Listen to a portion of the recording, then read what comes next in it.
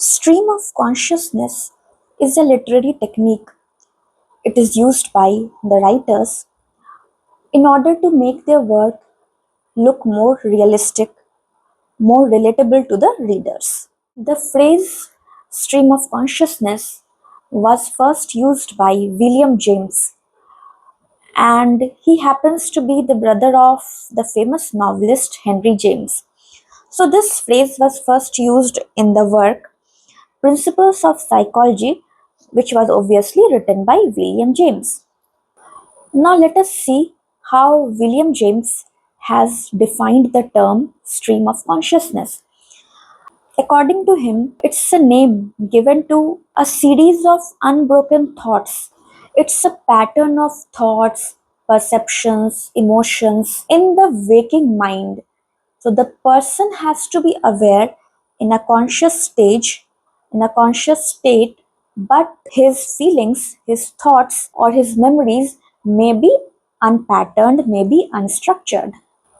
So here the person is very much conscious, but his thoughts or memories may be unpatterned or unstructured. Therefore, it is stream, that is a continuous flow stream of consciousness in the conscious mind of a person. Henceforth, in literature, the writers deploy the technique of stream of consciousness in order to highlight, or it serves, the stream of consciousness serves as a medium for the writers to highlight the character's internal reality, okay, what they are feeling or what they are going through inside, and not their external reality.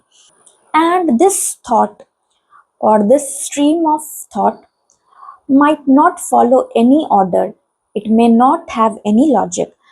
This is what sometimes even happens to us. You may be sitting in your room in the noon time, and some jumbled memories, they appear and reappear without actually having any association with each other. So these kind of thoughts, they may not follow any grammar, they may not follow any syntax, they may not have any formal rules of language, they may not follow any formal rules or grammar that we usually use or follow when we are speaking very consciously.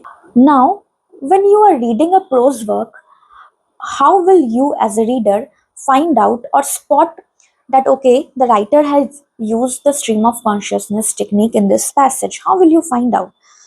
So there's a way, when you see that a character, or when you see that there are long passages of introspection in which the narrator vividly reflects the inner happenings, okay, the inner happenings or what passes through the mind of the characters, you will find that some passages in the novel or any prose work will cover the entire spectrum of the character's mental process. And these mental thoughts may include clear, unclear thoughts, and a varied of feelings associated with those thoughts.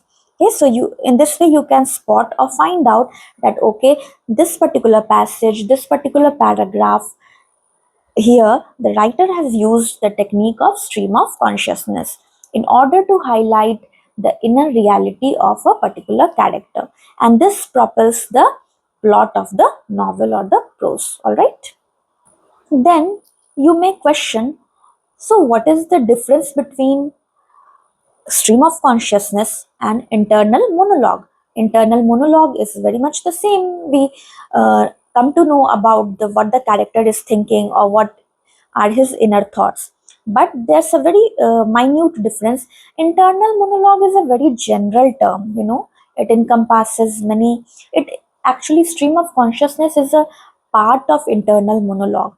Internal monologue, you will see, is quite structured. It has an order of thoughts, okay, what the character is planning, okay, so one by one it goes step by step.